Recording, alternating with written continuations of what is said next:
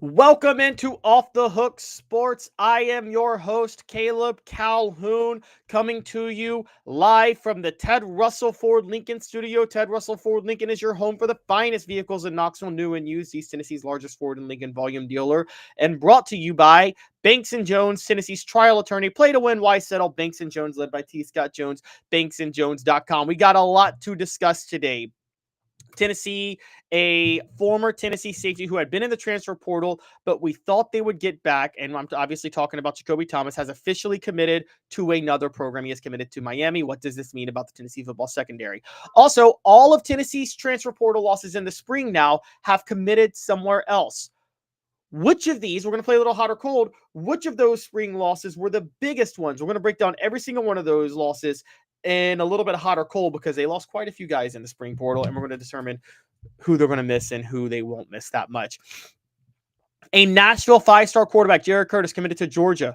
Is it a big deal that Tennessee let a five-star quarterback get out of its home state? We're going to talk about that in recruiting. The SEC made nearly $90 million less than the Big Ten in total revenue last year. We're going to talk about that gap and if it's going to increase and get worse as time goes on, because this is something I talked to you guys about a while ago, and it's now coming to fruition.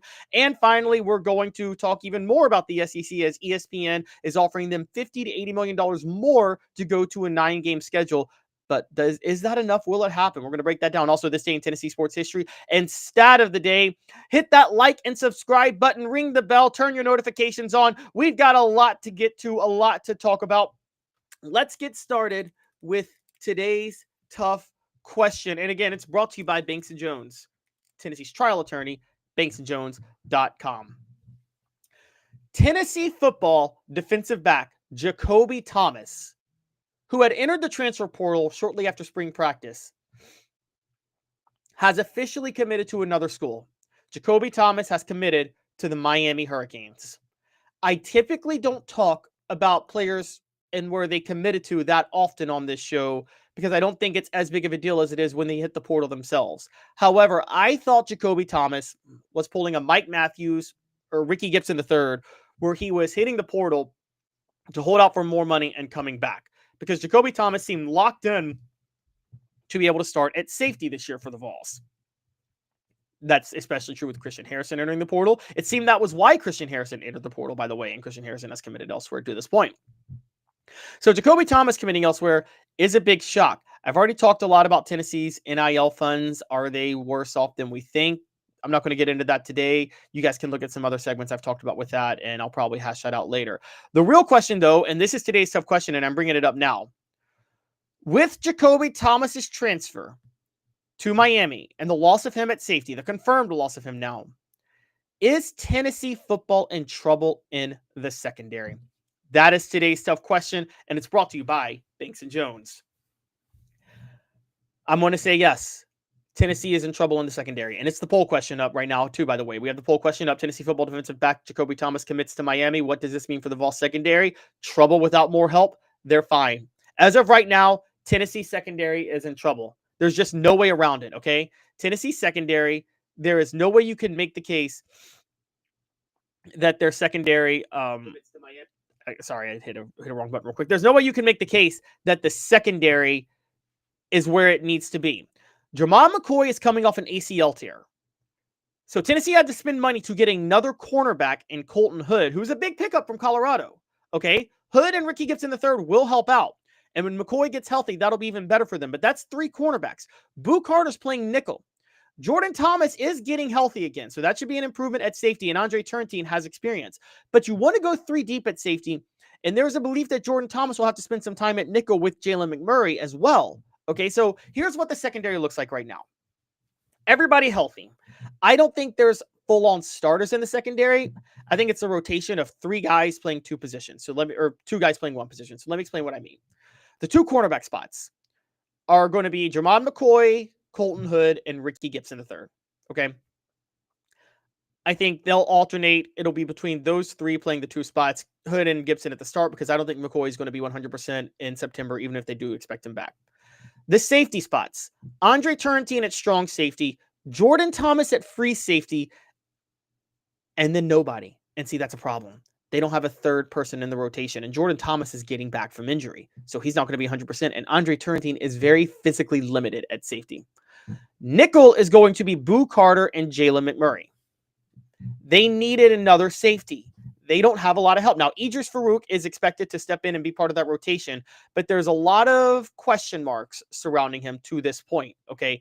And I don't think he has the experience. And again, I think Andre Turrentine is severely limited at what he can do at safety. So with all that in mind, yeah, I think Tennessee secondary is in big trouble, guys. Tennessee has a safety issue. They have Jermon McCoy, who is a PFF All-American, by the way. So he's one of the best cornerbacks in the nation, who's not going to be 100% in September. And coming out of the gate, they play Syracuse, who is a program on the rise with an offensive-minded coach in Fran Brown. And 2 weeks after that, they're going to play Georgia. So yeah, no, Tennessee secondary has a big issue. They are in trouble unless they add more help. And they need to add more help fast, okay? Because truth be told, let's talk about this for a minute. The secondary, if Tennessee's offense is doing what it wants to do, is going to have a lot more pressure on it. One of the reasons they stepped up their performance last year is because Tennessee went to a more run-oriented offense, played more 12 personnel because of the 3-3-5 shell look defenses gave them, because of the injuries at tackle, because of the receivers not being where they should have been, because Brew McCoy wasn't fully healthy or 100%. I mean, so many different reasons, and also because Dylan Sampson was just a great running back and the interior blocking was very good, and also because Nigo Imaliava was young and in his first year starting. All of that is why they did a lot more 12 personnel, and they played a little bit more ball control than they typically do, which helped the secondary look better than it usually does. They're going to have more pressure on them this year if they can get the passing game back to where they want it to be. They're going to have to rotate guys more. They don't have guys to rotate that much, particularly at safety. So I'll say this. The cornerbacks are fine. Even with Jermon McCoy not fully healthy, getting Colton Hood is a huge boost. They should be fine there. The safety and nickel, not so much, because you have to move Jordan Thomas back over to safety, and you have to have Jalen McMurray alternate with Boo Carter at nickel, which will be fine, but Boo Carter, again, is going to get time on offense. So, in general, they have some issues at the non-cornerback spots. Safety is a problem. There are severe physical limitations at safety, and that is why, yes, the secondary is in trouble. Today's tough question brought to you by Banks & Jones, Tennessee's trial attorney. Play to win. Why settle? Banks & Jones, led by T. Scott Jones, banksandjones.com.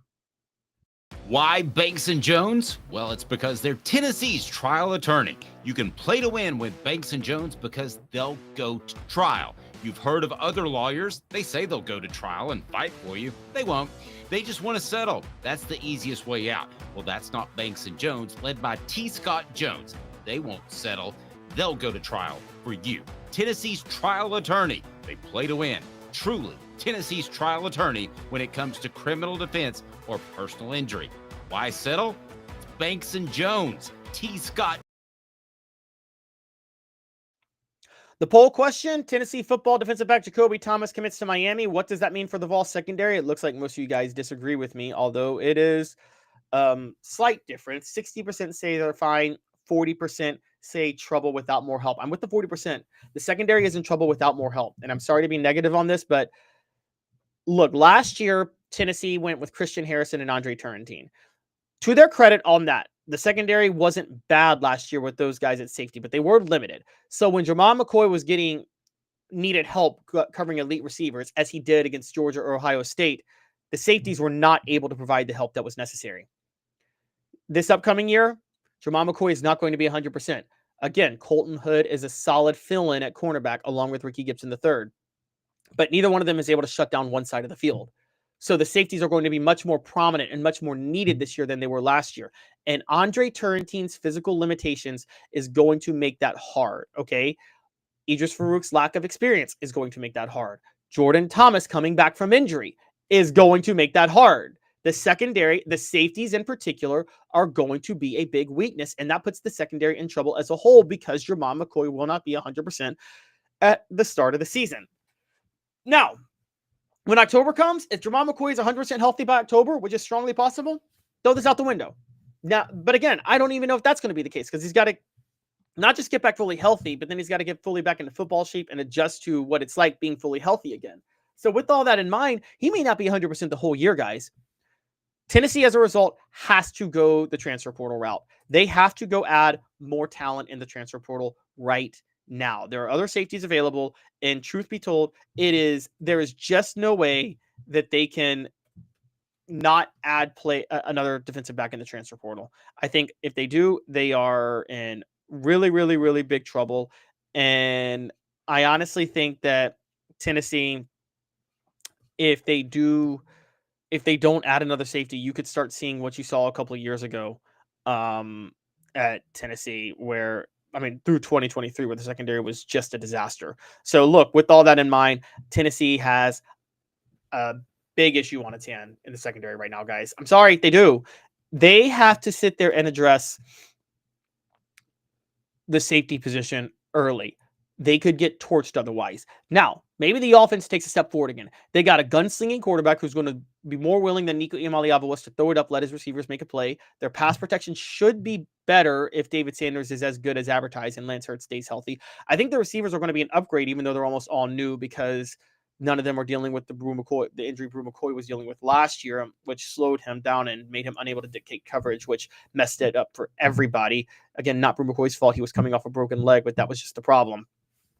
I think, remember this, and here's another part of this, and here's another reason the secondary is in trouble. More pressure is going to be put on them. The defensive line is not going to be as good as last year. Omar Norman-Lott, Amari Thomas, and Elijah Simmons all being gone is a big deal. Tennessee's added a couple of defensive linemen in the transfer portal. They seem to have upgraded they seem to have gotten some help there somewhat, but they still have they're still much worse. And James Pierce not being there is a big deal. So they're not going to get the pass rush they got last year, guys. So even more pressure is going to be on the secondary. Now, the linebackers being significantly improved could help.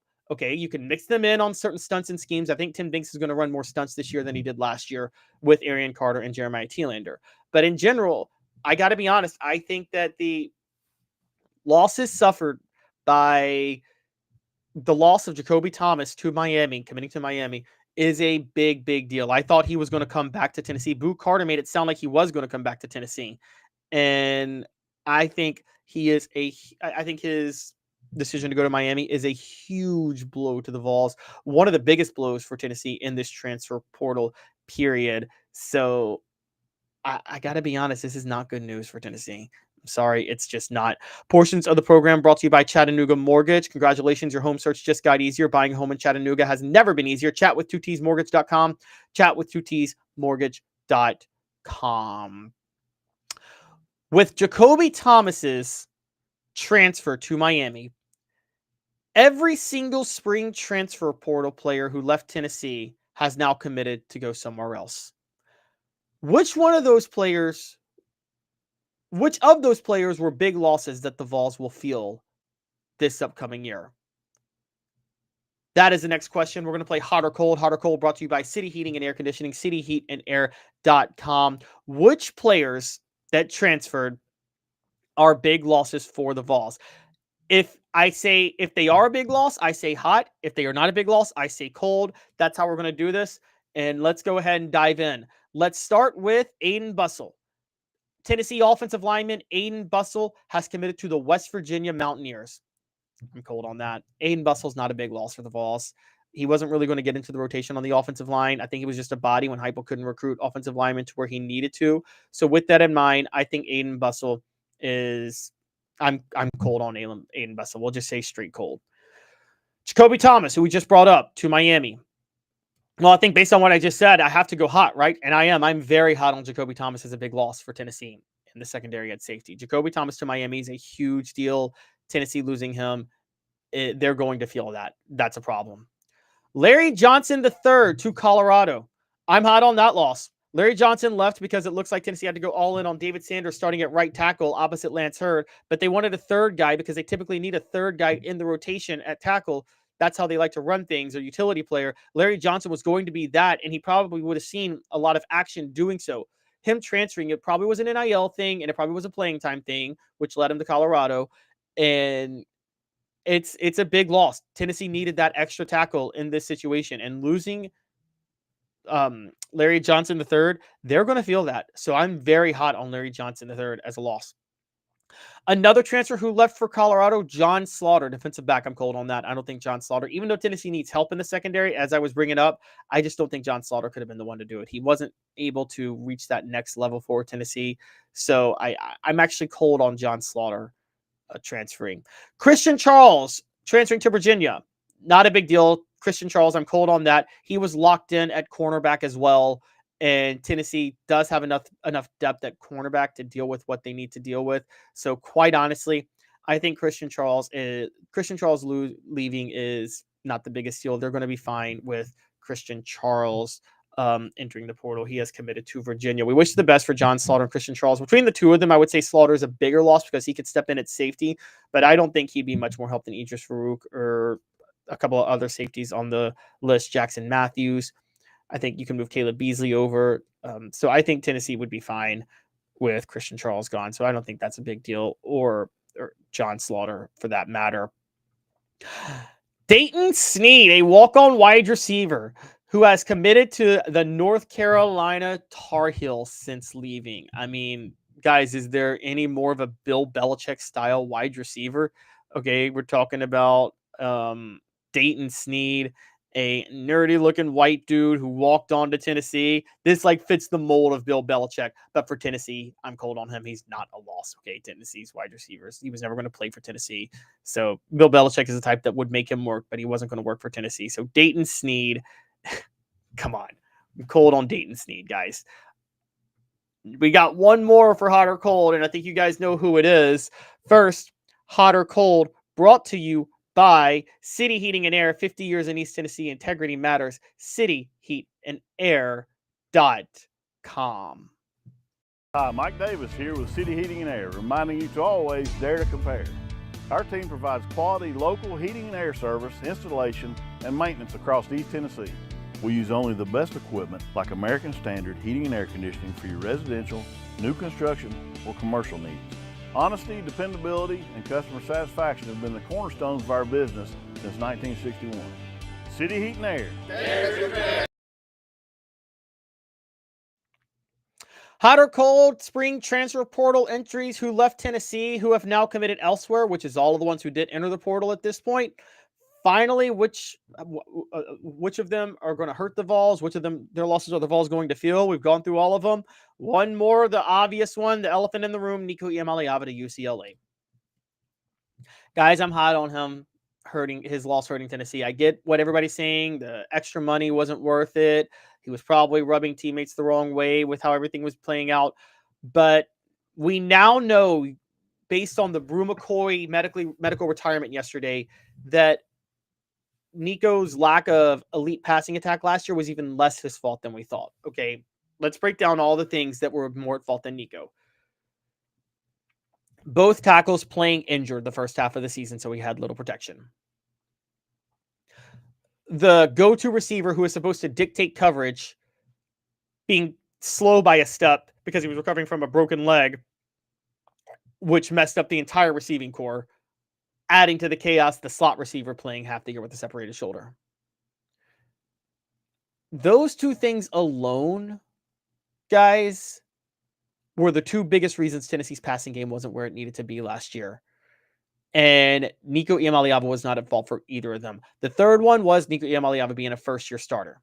But what was going to happen this year? He was going to be a second-year starter in this system. He was going to have an upgrade at receiver with Mike Matthews, who has a year of experience in the system now, Braylon Staley, who at least is healthy, unlike Squirrel White was, and Chris Brazo at least returning. And at least one half of the tackle situation was going to be better with Lance Hurd returning and looking to be at 100% now. Nico Iamaleava would have been very good for Tennessee this year. And I'm going to say this. Tennessee with Joey Aguilar at quarterback, and I've told you guys this last week, and I'm going to say it again. Tennessee with Joey Aguilar at quarterback would have been is going to be better than they were last year with Nico Iamaleava, but they're not going to be better than they would have been with Nico Iamaleava this year. So I'm going to put up the poll question real quick. Tennessee football, Jakobe Thomas commits to Miami. What does this mean for the Vols secondary? Before I put up the next one, I'm going to wrap this up. 53% of you say they're fine. 7% of you say the secondary is in trouble without more help. Now here's the next poll question. Who was Tennessee's biggest spring transfer portal loss? And we're going to go, and by the way, this is pending and fluid, obviously, because they could add another defensive back, which would change things. Because I'm going to put Nico Iamaleava on here, but I'm sure many of you won't name him because you'll say Tennessee got Joey Aguilar. However, I'm going to go with Jakobe Thomas, Larry Johnson III, Nico Iamaleava, and if I'm going to add one more person between those, because those were the only three that I said were hot, but a close fourth for a hot who could have been a hot spring transfer portal loss, we're going to go John Slaughter. All right. You guys vote on that right now. Vote on the poll question. Of the four, I say Nico Iamaleava, Jakobe Thomas, and Larry Johnson III were all big losses. I'm going to say Nico Iamaleava is the biggest loss, guys. I know, I get it. Tennessee got Joey Aguilar, but they put a lot into Nico Iamaleava. He was establishing a rapport with the new receivers, or the receivers that were returning. I don't think you can just look at that and say that Nico Iamaleava is not a big loss. They did not want to lose him. They had to finally make a decision based on the way things have been playing out, but I don't think they wanted to lose Nico Iamaleava. So with that, I'm going to say Nico Iamaleava is the biggest loss. I'm open to Larry Johnson or Jakobe Thomas, but I'm sorry, guys. I'm probably leaning Nico Iamaleava. Now, if I personally am ranking these losses 1 to 10, I think number 1 is Nico Iamaleava. Number 2 is Larry Johnson, because right now Tennessee has to go with a freshman at tackle. So number 2 is Larry Johnson. Number 3 is Jakobe Thomas. Number 4 is John Slaughter. Number 5 is Christian Charles. Number 6 is Aiden Bussell. And number 7 is Dayton Sneed. That's how I would rank the biggest transfer portal losses for Tennessee football in post-spring practice. So during the spring portal window. That is, again, based on who they have added since then, to be fair. If Tennessee goes and adds another tackle and another safety in the transfer portal, rip this whole segment up. If I write a column on it, rip that column up, throw it in the trash. It won't matter. But as of right now, you have to say that Jakobe Thomas, Larry Johnson III, and Nico Iamaleava are all big spring losses that Tennessee is going to feel in the future. And that is a huge problem. Okay. So I think that Tennessee is going to miss those guys. As far as the poll question right now, and we're going to leave it up through the break, but who is Tennessee's biggest spring transfer portal loss? It's getting debatable. Nico Iamaleava leads by a plurality right now, right at 50%. But Jakobe Thomas and Larry Johnson III are each at 25%. You guys keep voting on this. It's tough, but I have to lean with the people who say Nico Iamaleava. I think he is the biggest loss. I got asked, Caleb, what's your excuse for Nico's poor field awareness, where Arkansas's true freshman DJ Lagway off the bench and garbage year Carson Beck outplayed him? I gave you the reasons. I think the receivers and his poor field awareness was there at Arkansas. He was seeing ghosts because the tackles were both seriously banged up in that game, so he was getting hit a lot more. And we already talked about the issues at receiver. I have to say that he got better as the year went on, if you notice, when the tackles got healthy. And I think that we're really underrating that issue. And he was also young at that point with the Arkansas game. So I think Nico is going to get a lot better, guys. I do. And also, people talk about the big deep throws he missed on last year. Well, now we're finding out why. Brew McCoy wasn't dictating the coverage the way he needed to because he was coming off of an injury. So Nico couldn't lead guys on deep throws the way he planned to and the way he had worked on all offseason. So look, I think Nico is a big loss. However you feel about him, he's the biggest one. But Jakobe Thomas and Larry Johnson III are still pretty big ones. Portions of the program are brought to you by the Hemp House, the premier hemp dispensary online with a wide variety, great selection, and strict standards. Hemp House Chat with 2Ts.com. Hemp House Chat with 2Ts.com. Use the promo code HOOKED for 10% off. HOOKED for 10% off. When we come back, we're going to talk about some news on the recruiting trail, as Tennessee may have lost out on a 5-star quarterback. But is it a big deal? What the H? We're going to talk about that. Stick with us. 2 minutes off the Hook Sports. Why Banks & Jones? Well, it's because they're Tennessee's trial attorney. You can play to win with Banks & Jones because they'll go to trial. You've heard of other lawyers. They say they'll go to trial and fight for you. They won't. They just want to settle. That's the easiest way out. Well, that's not Banks & Jones, led by T. Scott Jones. They won't settle. They'll go to trial for you. Tennessee's trial attorney. They play to win. Truly Tennessee's trial attorney when it comes to criminal defense or personal injury. Why settle? It's Banks & Jones. T. Scott Jones. banksandjones.com. Now in its 45th year, the second and third generations continue Joe Newbert's commitment. His vision of what this business needed to be, we still try to live up to that. Joe Newbert Collision Center. Community banking is about location and much more. It's about family. We reside in your community. We are a part of your community. At Commercial Bank, our commitment extends beyond the walls of our branches. It's displayed each day in the opportunities we provide, the money we give back, and the time we commit, all to help improve the lives of the people, families, and businesses that make our communities great. Commercial Bank, life made better. Hi, Mike Davis here with City Heating and Air, reminding you to always dare to compare. Our team provides quality local heating and air service, installation, and maintenance across East Tennessee. We use only the best equipment like American Standard heating and air conditioning for your residential, new construction, or commercial needs. Honesty, dependability, and customer satisfaction have been the cornerstones of our business since 1961. City Heat and Air. Dare to compare. Are you ready to get strong? At NFC, we offer top-notch weight training and functional fitness, so you can build strength and improve your performance. Join today at nfc1.com or stop by any one of our 7. Welcome back to Off the Hook Sports, portions of the program brought to you by Hound Dogs of Knoxville. Champions look good in orange. hdknoxville.com. hdknoxville.com. Talking a little bit of recruiting news. Tennessee in-state 5-star quarterback Jared Curtis out of Nashville Christian School to be specific, has committed to Georgia. Curtis was down to Georgia and Oregon. Alabama was making a run for him too. He stands at 6'3.5", 225 pounds. Is the number 2 rated quarterback on 247 Sports Composite, the number 1 rated quarterback in the nation, and the number 1 rated quarterback in the state of Tennessee. Doesn't even look like Tennessee was on his radar that much. Is this a concern for Tennessee that Jared Curtis, an in-state guy, committed to Georgia? That is What the H, brought to you by Double D Piping. Tennessee made a splash 2 years ago or last year when they got the commitment from George McIntyre, who's from the Nashville area too. I still believe in him as the future for the Vols, honestly. But it is coming across that the news with Nico may be giving Tennessee more trouble with quarterbacks on the trail than we initially thought. Now, let's be fair on this. When Archie Manning committed to Texas, none of us cared. None of us thought it was a big deal.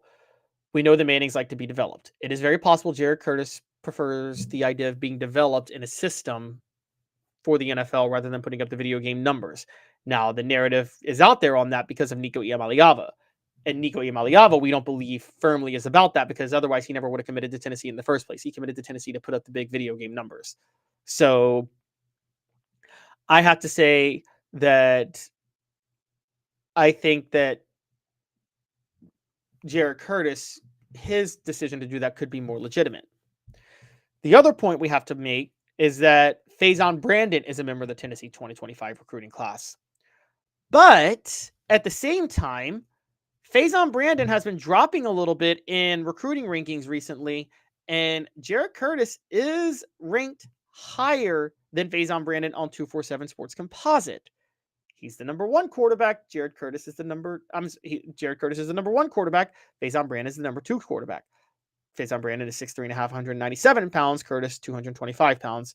Brandon out of North Carolina. Now, to be fair, it's a different story on the generic, just standard 247 Sports, not composite. Faison Brandon is the number 1 recruit in the nation on 247 Sports. Also, there's been recent talk about Faison Brandon.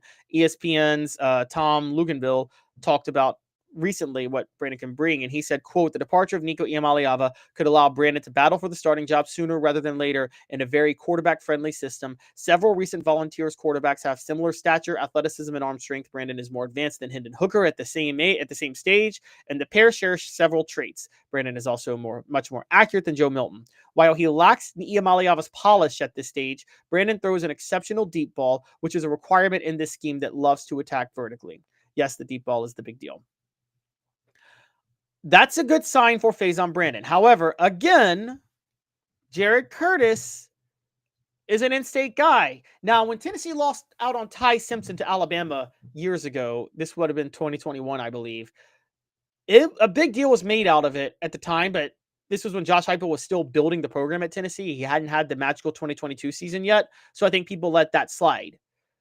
Had it happened 2 years later, people would have had a bigger deal with it, okay?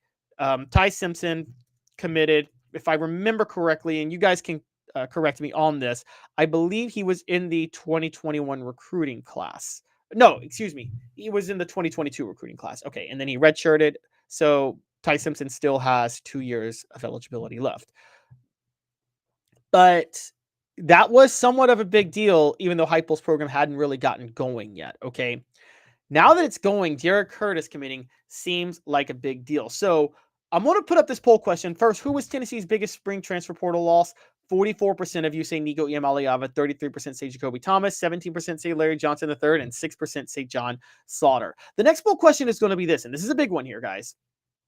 How big of a deal is it that in-state 5-star QB Jared Curtis committed to Georgia? And we'll say huge embarrassment. I'll say how big of a deal is it for Tennessee? And we'll say huge embarrassment. And then we'll also say no big deal. No big deal. Faison Brandon. Vols have Faison Brandon. That's how we're going to say this, okay? So we're going to go huge embarrassment, no big deal, Vols have Faison Brandon. I'll let you guys vote on that. Again, keep in mind that Curtis is more highly rated than Brandon on the 247 Sports composite, okay?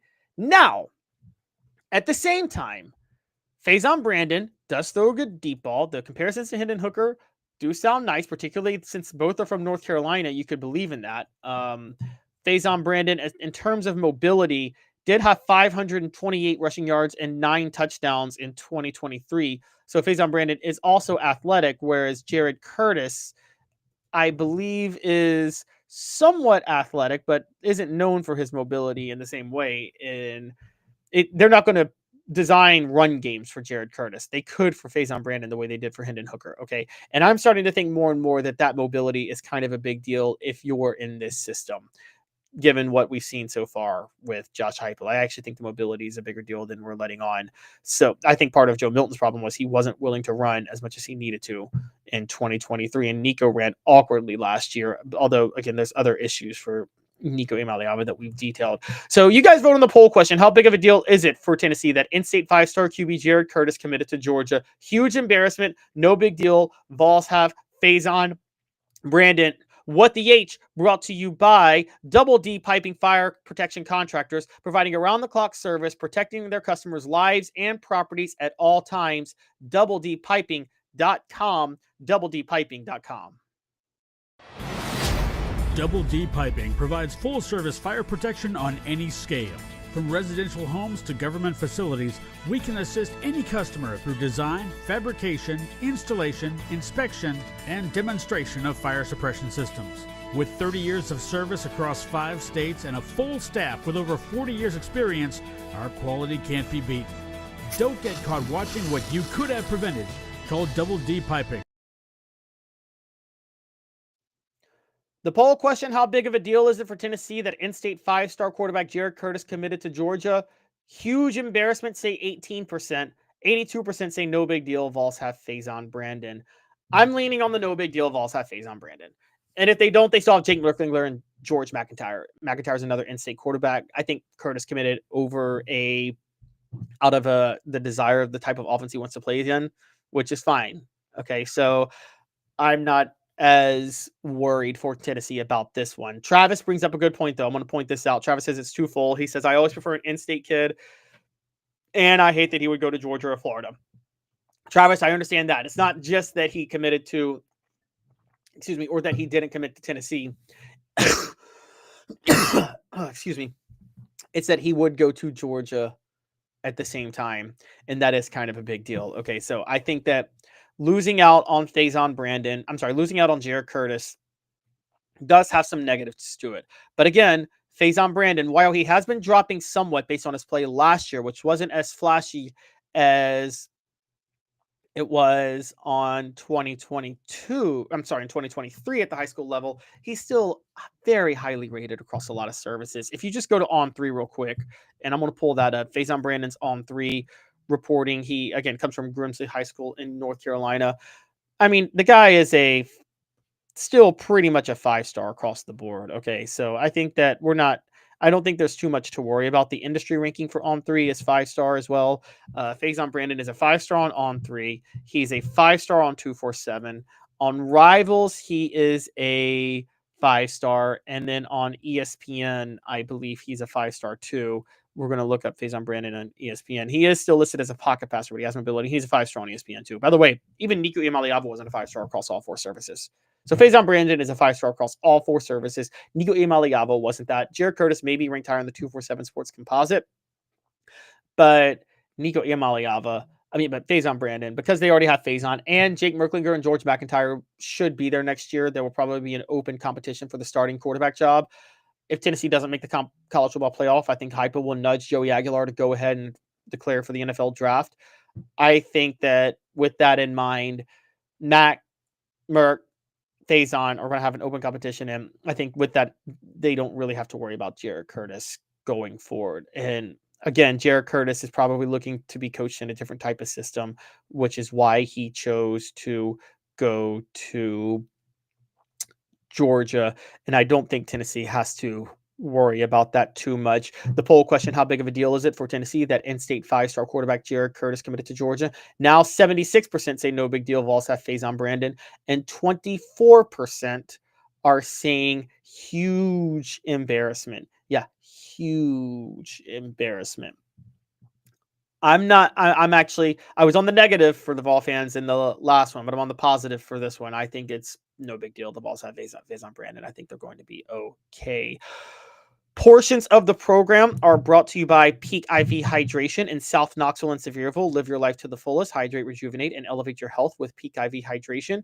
PeakIVHydration.com. Dropping the link in the chat now. PeakIVHydration.com. For those who are wondering, if you are new to the show today and haven't paid attention throughout the week, Dave has been out all week. I said on Monday he'd be out all week. He's dealing with a personal issue. He will be back, but for now, keep him in your thoughts and prayers. He's dealing with a personal issue, so he's out this week. When we come back, we got some SEC revenue to talk about versus the Big Ten and the SEC with ESPN negotiations happening. And guys, it's I'm going to be the negative Nancy on both fronts, but I have to say that there's no maybe. I was just straight up right with what I warned about the SEC and the Big Ten and revenue disparities. And it's not looking good. And we're going to bring it up in 4 downs, or we're going to bring it up on Bank on it. And then we're going to play a little 4 downs with what else is happening with ESPN and the SEC. Stick with us. 2 minutes off the hook sports. It's a new year, a new day, and Ted Russell Lincoln has an exciting new offer to share.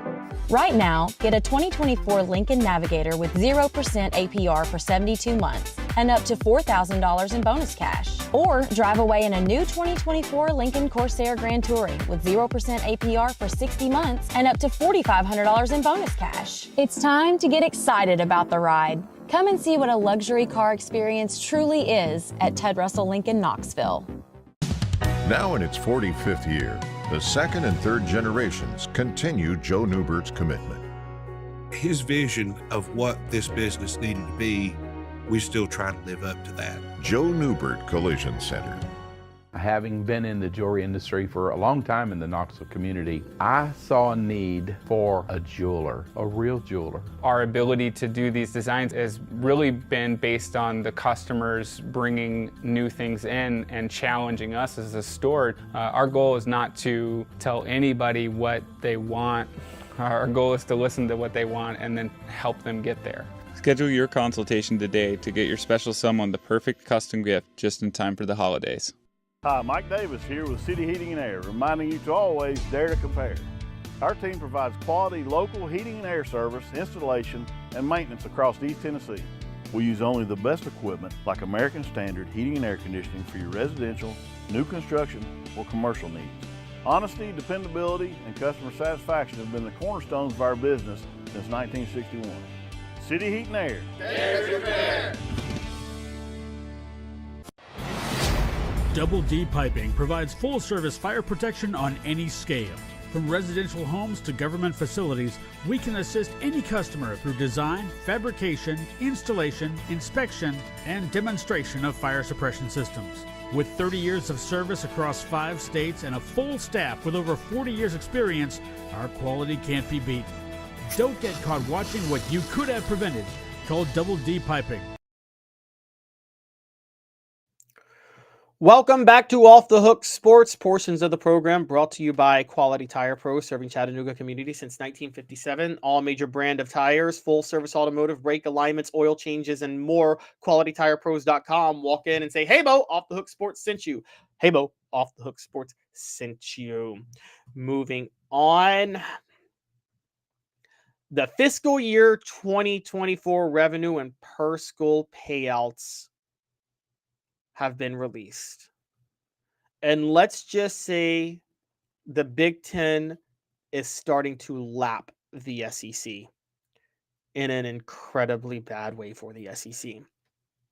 Steve Berkowitz at USA Today reports that the Big Ten Conference had spent had received just over $928 million in total revenue in 2024. That is $88 million more than the SEC generated in revenue for fiscal year 2024. Yes, that's right. $88 million more. It gets worse. Okay, because this isn't done. The number that was distributed to the schools is even more significant when you look at it that way.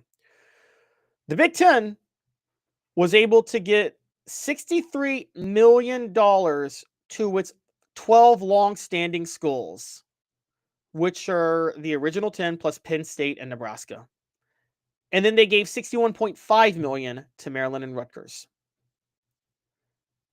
The SEC gave $52.5 million to its 14 long-standing schools, and only $27.5 million to Texas and Oklahoma each, which included $15 million refundable application fees plus a $12.5 million transition payment that was funded by ESPN.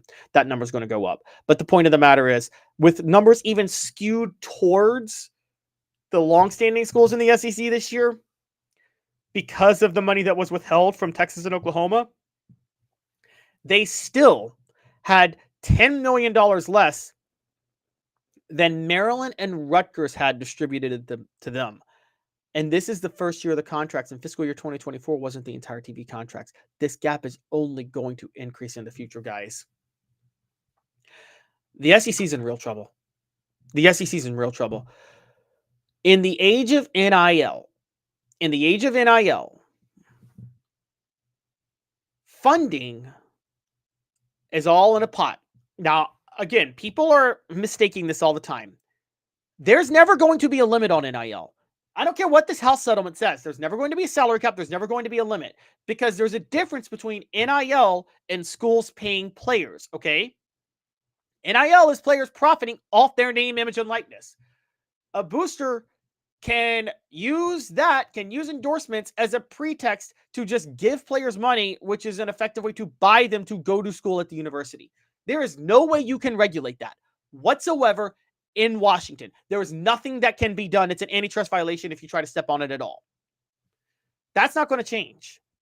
However, with that technicality protecting unlimited NIL, the effectiveness is different from the technicality because effectively all the money is in the same pot. Because when a school generates more money for itself directly, they have more money to spend on certain things that the school needs, at which point they don't have to solicit as much money from their boosters. Because they don't have to solicit as much money from their boosters, those boosters can then go and generate endorsement deals for more recruits and help them buy talent. That is how this is working out, guys.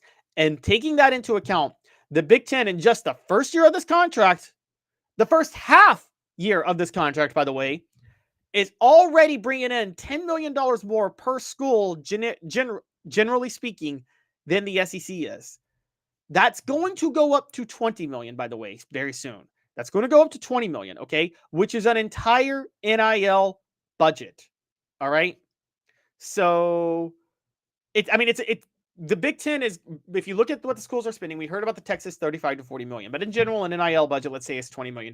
Every Big Ten school is about to get an entire NIL budget more than Tennessee. And the revenue gap already is a huge deal. So I'm going to put the poll question up. First, how big of a deal is it for Tennessee that in-state five-star quarterback Jared Curtis committed to Georgia? 72% say no big deal. Vols have phase on Brandon. 28% say huge embarrassment. I'm going to close that out now. Next poll question. We're going to put this up now, which is the SEC in trouble with the Big Ten's $88 million revenue advantage, or is the SEC in trouble given the Big Ten's $88 million revenue advantage and bigger TV deal?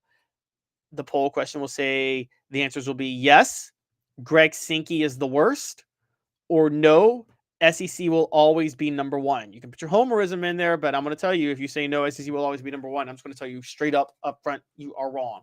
Greg Sankey, I'm not saying he's the worst. I went for hyperbole there. I think he is, though. He's been a bad commissioner for the SEC. He got all this credit for getting an entire season to be played out during COVID, which he deserves credit on that during 2020. And he stood firm and did what was right. And he was very careful in how he carried that out. But outside of that, he has made misstep after misstep.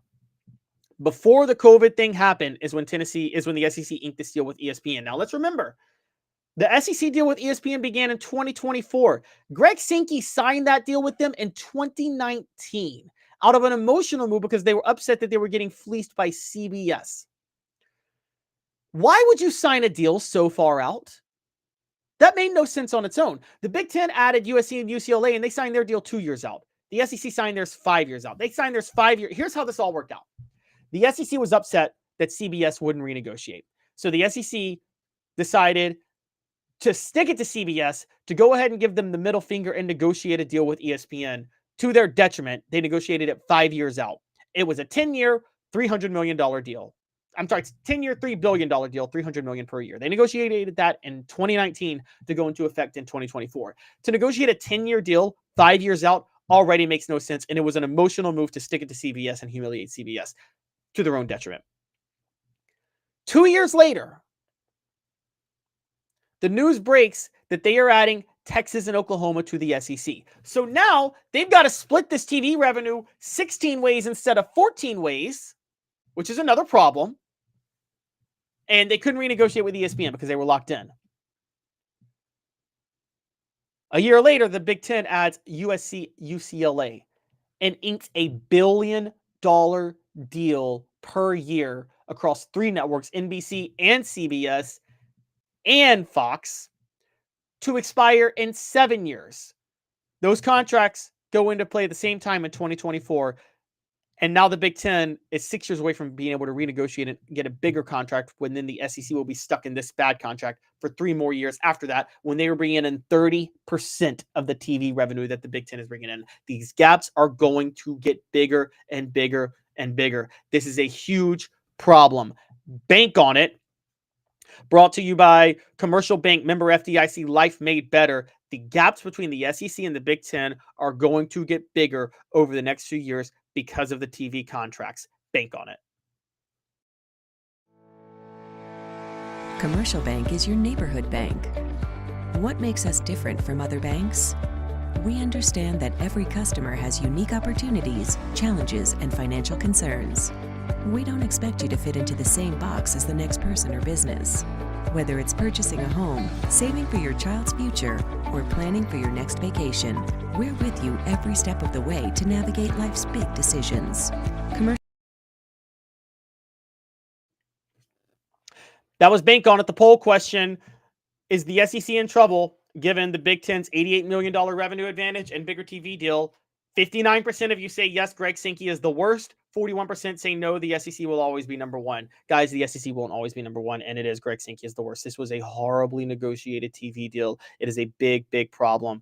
I'm sorry. There's just no way around it, okay? What has happened here is huge. Greg Sankey dropped the ball. You don't negotiate a TV deal 5 years out for 10 years in college football with the ever-changing landscape. I mean, guys, if you think about this for a minute, when Greg Sankey negotiated that deal in 2019, the SEC wasn't even 5 years removed from the SEC network launching. That's how big of a transition happens in this sport on a regular basis. It just made no sense. The Big Ten wasn't even 5 years removed from Maryland and Rutgers joining. Okay? Conference realignment happens all the time. And so for you to jump and reach out and negotiate a 10-year deal with another network, 5 years to take effect in 5 years, that's just ridiculous. You've locked yourself in now for 15 years if you think about it.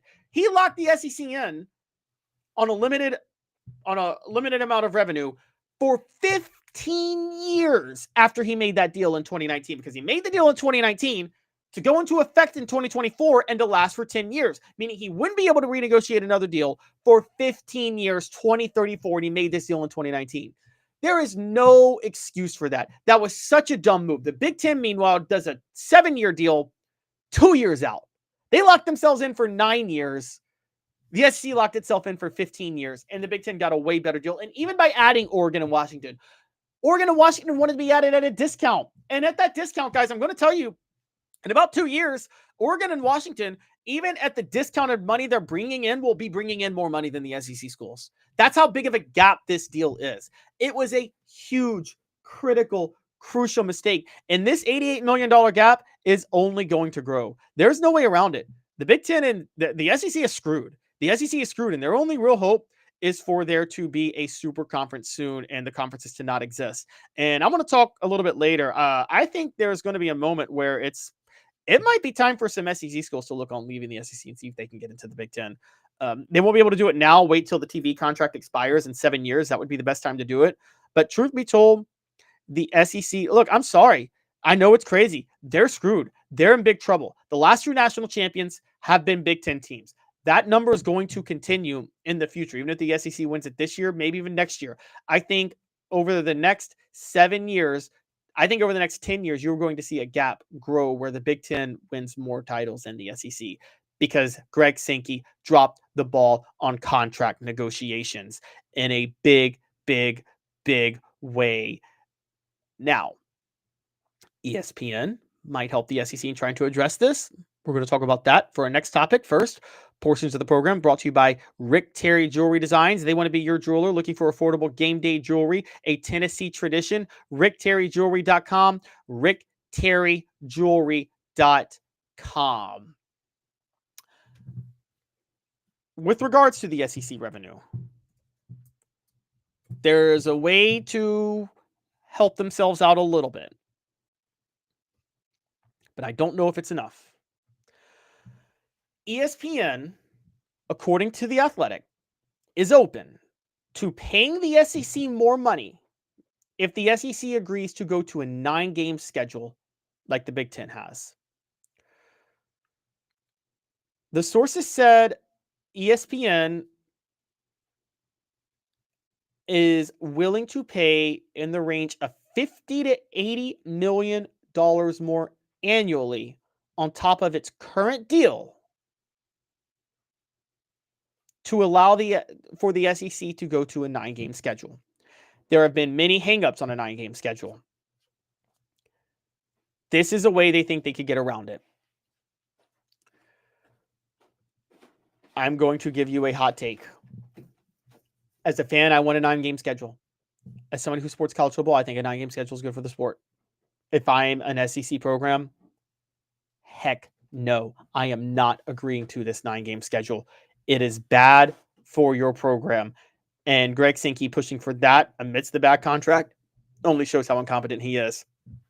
So we're going to play 4 downs on right now, brought to you by Ted Russell Ford. And 4 downs is going to explain to you why the SEC should not go to a 9-game conference schedule. That would just be a huge mistake. 4 downs now, brought to you by Ted Russell Ford. First, I am going to deliver a message from Cooper Mays in the audio board to hit like and subscribe. And I'm going to deliver another message from Cooper Mays in a minute on why on each of the downs. But first, ESPN offering the SEC $50 to $80 million more for the SEC to go to a 9-game schedule instead of an 8-game schedule. It's not going to happen, and the schools would not be smart to agree to it anyway. Let's break down why. Coming from Coop, first down. $50 to $80 million. Let's take the high end for an extra game. That is $80 million to be divvied up between 16 different schools. That's $5 million per school. The top schools, even on that extra homecoming non-conference home game, are generating, on the high end, they're generating $22 million. They might be generating as low as $15 million per home game. Why, when you're generating that much money for a home game, would you ever agree to get rid of that extra home game for a 9-game schedule? And for the record, guys, you are going to give up a home game if you're an SEC team. Because remember this. Most SEC, almost all of them play 7 home games. And different years they play 8, or they split revenue from a neutral site game. If you go to a 9-game schedule, every other year, you're playing at least 5 road games. The revenue and money's not there to play at least 5 road games every other year for a lot of these schools, okay? Tennessee plays a road game maybe once every 3 years.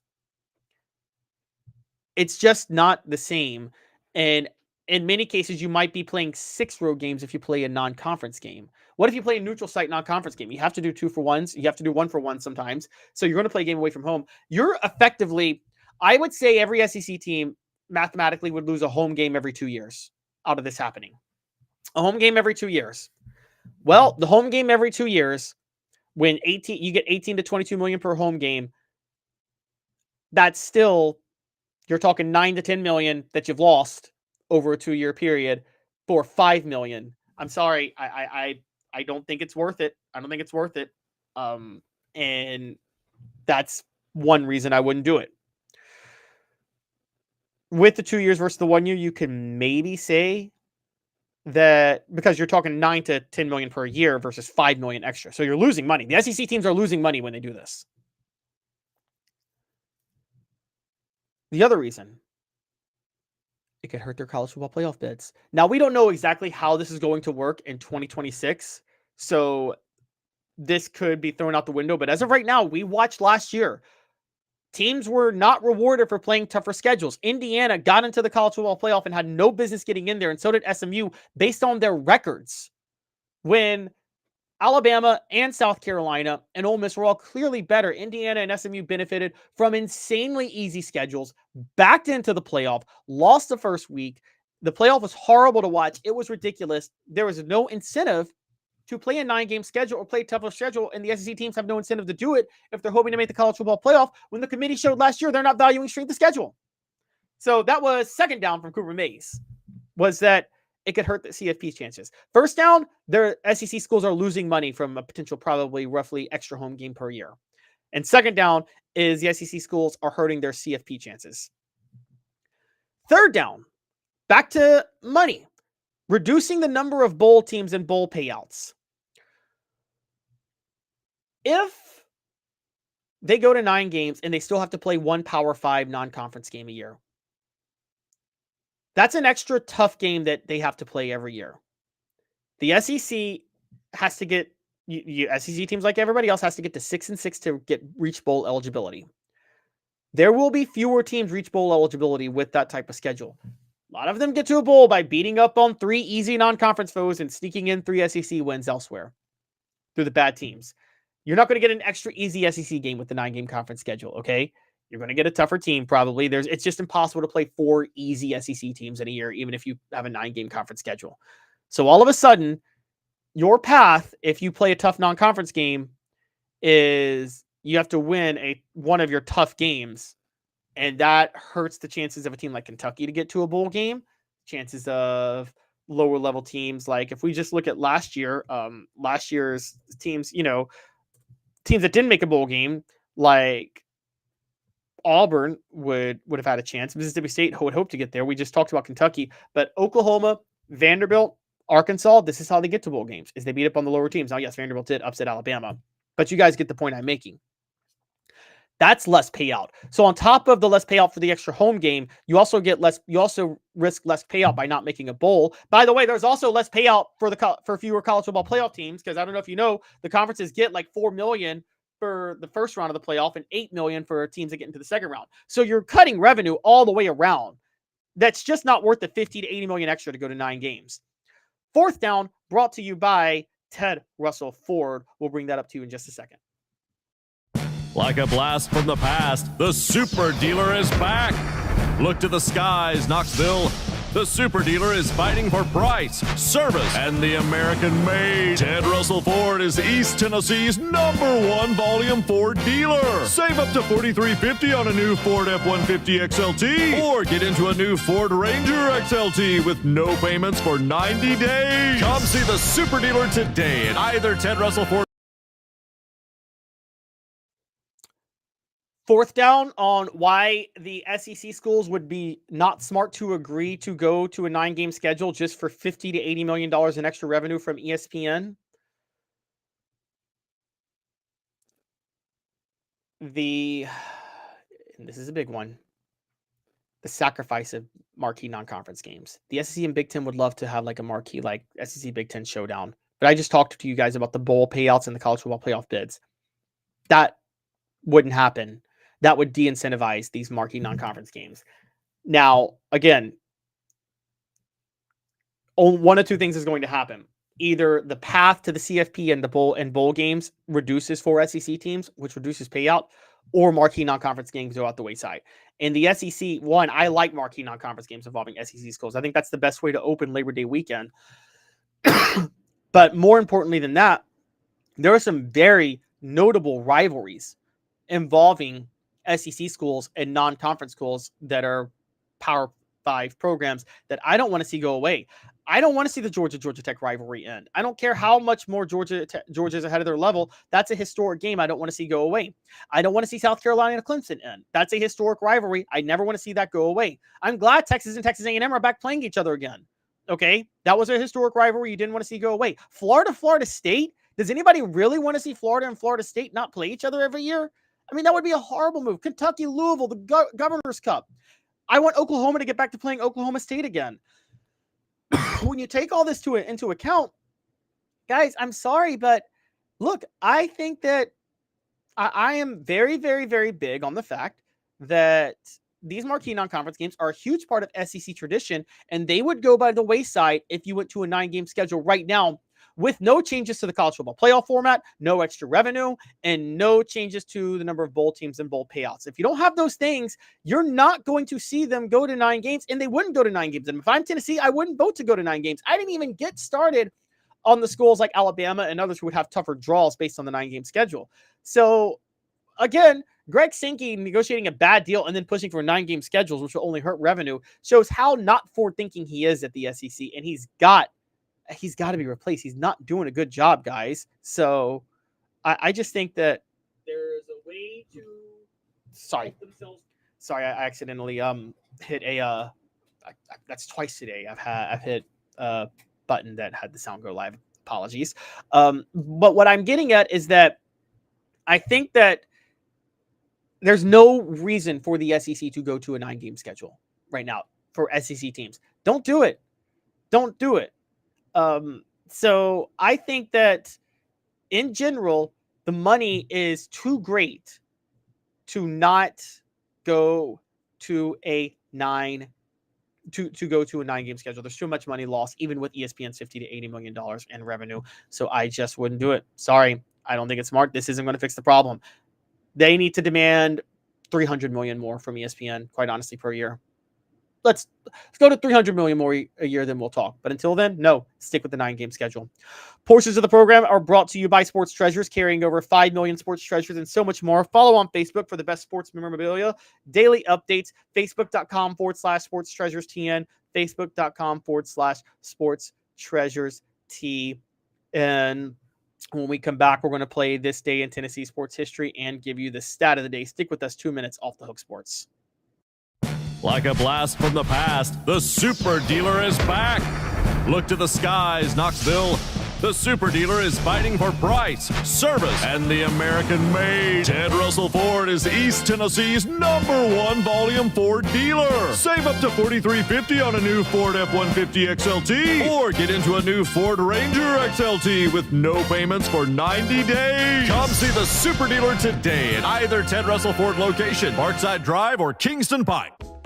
Sports Treasures in North Knoxville is one of the South's largest sports cards and memorabilia dealers, featuring over 10 million sports cards from vintage to modern. Sports Treasures carries a full line of hobby boxes, singles, autographed memorabilia, Tennessee Vol collectibles, fan cave decorations, and so much more. See a museum full of collectibles at Sports Treasures, 4819 North Broadway in Fountain City, and Sports Treasures on Facebook. Sports Treasures, where the real sports fan goes to shop.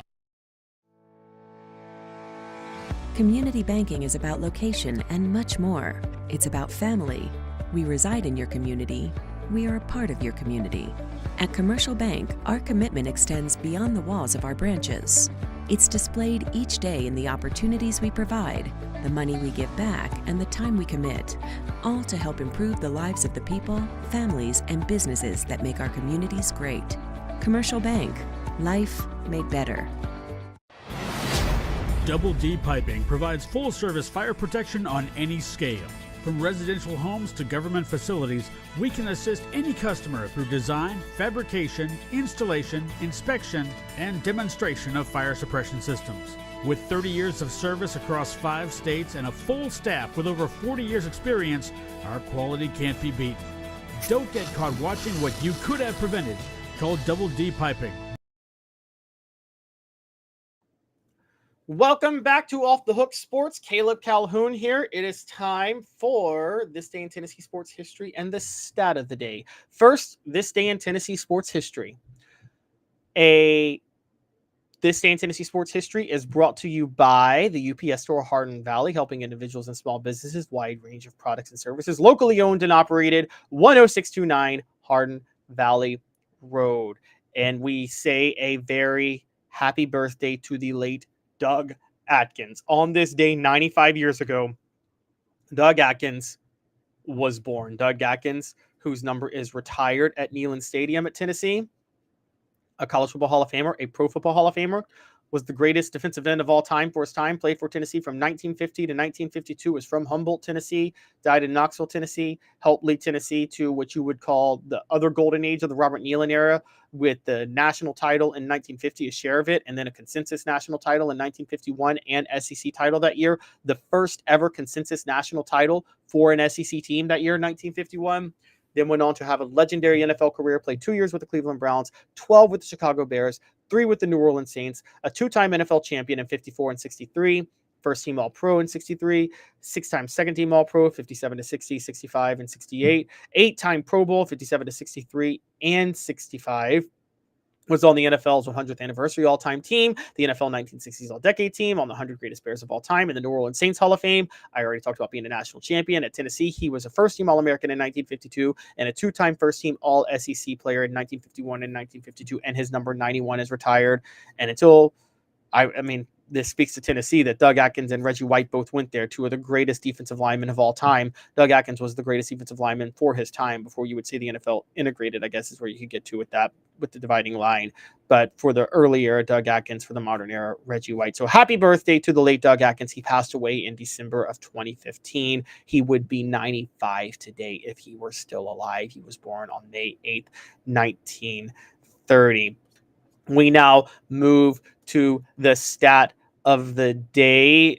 Before we do, I just want to let you guys know again, Dave is out all week. I I told you guys this on Monday, but for those who didn't hear, I've been saying it all week that he would be out all of this week, at least all of this week. He's dealing with the personal matter. Again, please keep him in your thoughts and prayers. He will be back, but he's got to deal with the personal matter first, so that's why he is out this week. We move on to the stat of the day. The stat of the day is brought to you by Work Trucks. They're all about trucks that are actually available, trucks that help you maximize your profits by having the right work vehicle. Now, time is money. The perfect work vehicle doesn't break down. It has all the space to carry what you need. That's what Work Trucks is intent on offering, while other dealerships just can't do it. Contracting is about time. Work Trucks saves you time with less back and forth trips and trucks that pass the highest standards to be put to work. The process is also quick and easy when choosing a vehicle for Work Trucks. Cargo vans, utility body trucks with the nap hide work bodies installed, pickup trucks of all sizes, and anything special like cranes or dump trucks. Work Truck supplies vehicles to people just like you and get you back on the road tomorrow. No dealership runaround. If you're a contractor, you need to know Work Trucks, and that's a fact.